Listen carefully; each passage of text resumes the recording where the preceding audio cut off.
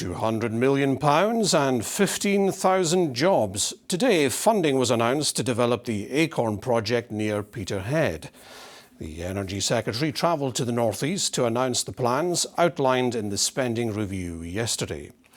Carbon capture works by taking greenhouse gas emissions created through industrial processes, transporting it, in this case to the Acorn project, through a repurposed pipeline, before then being moved offshore through old gas pipelines to be buried under the seabed. Stephen Brown was at St Fergus to hear the announcement. Perhaps it's little surprise Ed Miliband was in good spirits on a visit to St Fergus Gas Terminal today. The Energy Secretary was one of the big winners of yesterday's spending review. The Chancellor backed the Acorn Carbon Capture Project, which will be based here, and today it was confirmed it'll get £200 million. What's so exciting is people have talked about the Acorn project for such a long time. Now we're actually making it happen. We're putting our money where our mouth is, and that funding is what the developers asked for, because they said we need to do the development work to take it forward to delivery. And what we've been talking about today with the companies involved is one word: speed. We want to speed this up. We want to go as fast as we can, and there's a palpable sense of potential and excitement here. It's about delivering on the huge opportunities for Scotland to lead in the clean energy future. There's long been talk of a carbon capture site in Scotland, which could take CO2 from places like Grangemouth and store it under the seabed, reducing emissions from industry. The project will also capture emissions from here at St Fergus, from these hot oil furnaces. When the Acorn is complete, the infrastructure will be built here in this field. It will take the CO2 that it's captured around 100 kilometres out to the North Sea using existing pipelines. It will then store the CO2 around 2.5 kilometres under the seabed. Acorn missed out on previous government funding, so-called Track 1 status. This funding today is to prepare the project to be developed in the future, and it was something those behind Acorn were desperate to secure. I'm just really focused on the fact that we've got what we need now to be moving forward with the development of the project. We have to do that. And you know, with these large-scale infrastructure projects, it is about momentum.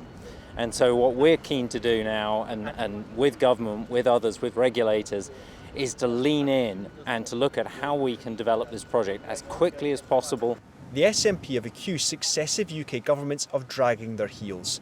The hope is something like carbon capture can also help in the just transition, helping workers move from oil and gas. We can create many more jobs. And the truth is that what we're doing with Acorn, with Great British Energy, with our investments in renewables, is we're going to turbocharge this energy future, as well as maintaining the existing fields in the North Sea for their lifetime, because that's important as part of the transition. And I'm really confident that we can do that. But environmental campaigners are less than impressed with the idea of carbon capture and what it'll do for workers.